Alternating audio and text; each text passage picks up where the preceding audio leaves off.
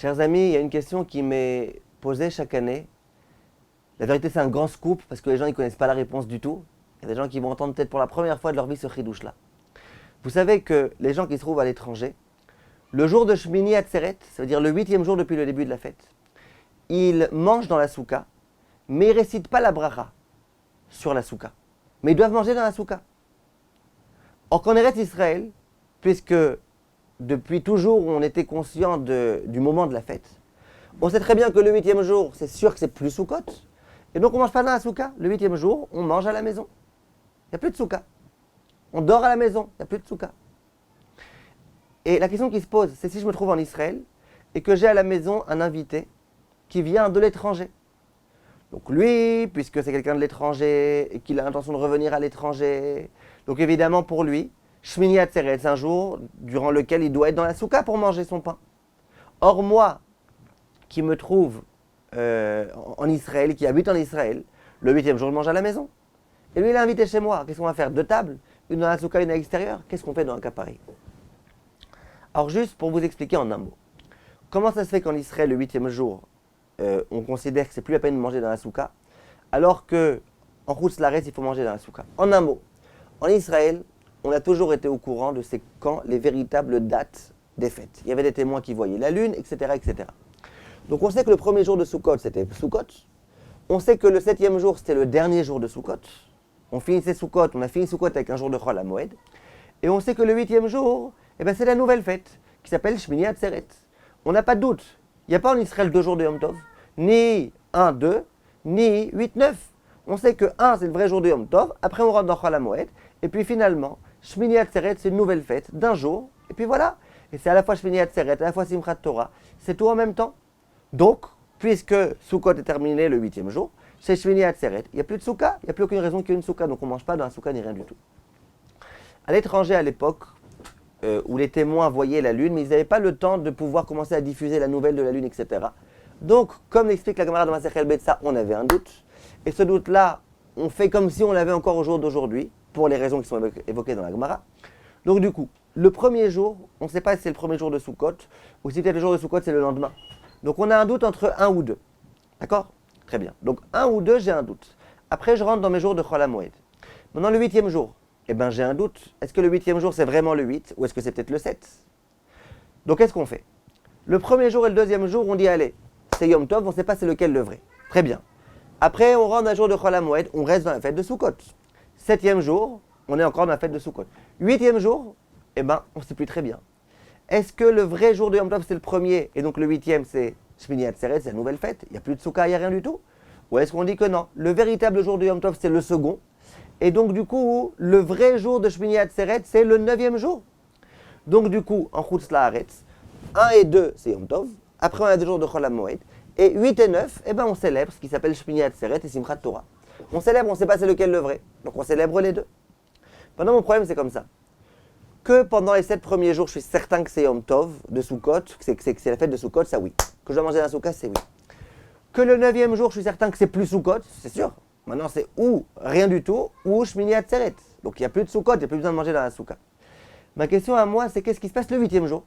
Est-ce que le 8e jour, je suis encore dans Sukkot, ou je ne suis plus dans Sukkot? Est-ce que je suis encore dans Sukkot, ou est-ce que je suis déjà dans Shmini Atzeret? La Gemara dit, c'est pour ça que, qu'est-ce qu'on fait en Chutz La'aretz? On mange encore dans la souka, peut-être c'est encore Yom Tov.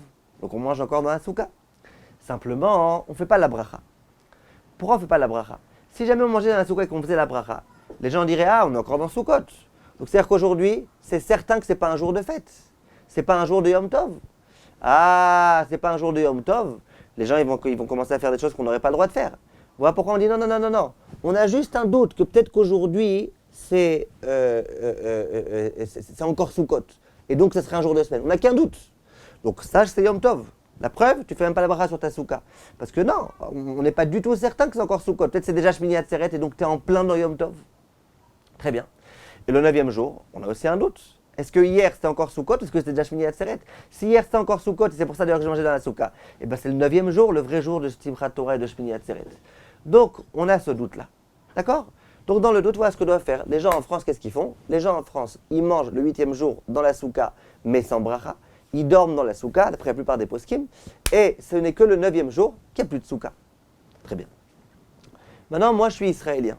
Moi, je suis certain que le 8e jour, c'est fini, il n'y a plus de souka. Plus que ça. Il est écrit que je n'ai pas le droit de manger dans la souka. Parce que les gens qui vont voir manger dans la souka, ils vont penser que je suis en train de rajouter des mitzvot. On a fait tout un cours sur ça. Sur Torah Academy, on a essayé d'expliquer. C'est quoi le problème ici? Les gens ils vont penser que moi, je fais des rallonges, des prolongations. Ils vont penser que moi, ça ne me suffit pas. 7 jours de Sukkot, je veux 8 jours de Sukkot. Et c'est un problème. Donc, moi, je n'ai même pas le droit de manger dans une souka. Si vraiment je veux manger, il faut que je m'arrange pour rendre cette souka impropre à l'utilisation et compagnie. Moi, j'ai un problème de manger dans la souka. Moi, c'est bien que je mange dans la maison. Mais mon invité qui vient d'Israël, de France, lui ou d'ailleurs, il faut qu'il soit dans la souka. Or, qu'est-ce qu'on fait? Viennent le Rav Ovadia et le Rav Shlomo Zalman Auerbach et d'autres poskim et disent un grand chidouche. Vous savez qu'il y a une opinion de l'un des grands rabbinim qui s'appelait le Chacham Tzvi. Le Chacham Tzvi, d'ailleurs le Shulchan Aruch Harav de Chabad, il va aussi dans le même sens.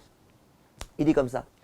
Il dit quelqu'un qui se trouve à l'étranger et qui, pendant la fête, se trouve en Israël, peu m'importe s'il compte après retourner en France ou pas. Tant qu'il est en Israël, moi je le considère comme étant un Israélien, il doit faire qu'un jour. Ça, c'est l'opinion du Chacham Tzvi. C'est l'opinion aussi du Shulchan Aruch Harav. Donc le bonhomme, même si c'est un vrai Français, il arrive avec son drapeau de France, peu importe. Dès lors que, en ce moment, il est en Israël, il doit faire qu'un jour. Maintenant, je m'empresse de vous dire, avant que vous disiez chouette, on a tout gagné, je m'empresse de vous dire, on n'est pas posek la halakha comme ça. On est posek la halakha que si tu es en Israël, mais que tu comptes retourner en France juste après, eh bien on considère que même ici, tu dois faire 2 jours. À part les Chabad qui font tout comme le Shulchan Aruch Harav, mais sinon, en tous les cas, les autres, ils disent, t'es ici, tu fais 2 jours. Sauf si tu fais ta aliyah, mais si tu comptes revenir après en France, tu fais 2 jours. D'accord? Mais il n'empêche qu'on a 2 grands rabbanim, le Chacham Tzvi et le Shulchan Aruch Harav, qui tous deux disent qu'un étranger qui se trouve en Israël pendant une fête, il doit avoir le statut d'un Israélien. Très bien. Maintenant, moi j'ai un problème. J'ai des invités français, par exemple. Et moi je suis israélien. Moi j'ai un issour de manger dans la souka. Lui, a priori, il devrait manger dans sa souka. On écoutez bien. Lui, le fait qu'il doit manger dans sa souka, c'est même pas certain qu'il doit manger. C'est un doute. Vous voyez bien, même la bracha, il ne la fera pas. Donc il doit manger, lui, dans la souka parce qu'il a un doute. Maintenant, on a l'opinion du Chacham Tzvi, qui dit que Bichlal, quand il est en Israël, il doit faire comme les Israéliens. Et c'est un grand rave, le Chacham Tzvi. Le Shulchan Aruch Harav, c'est un grand rave. On peut largement se reposer sur eux. Et là, puisque je les ai invités, et que c'est un peu fatigant et embêtant et contraignant de devoir manger dans 2 endroits différents. Alors là, on dit que lui, le Baal Habayit, il y a une svara, une logique qui tend à dire que lui, il est un peu comme nous. Voilà, moi je l'ai invité, et il fait comme moi. Il ne va pas maintenant m'imposer à faire 2 tables, une dans la souka, une en dehors de la souka. Non, je l'ai invité, il peut manger à ma table.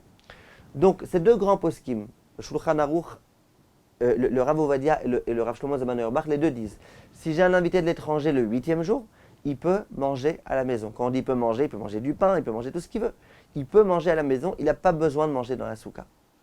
Maintenant évidemment, et ça le Rav Ovadia écrit explicitement, si jamais il se trouve à l'hôtel, donc là, pourquoi on aurait besoin d'en arriver à là?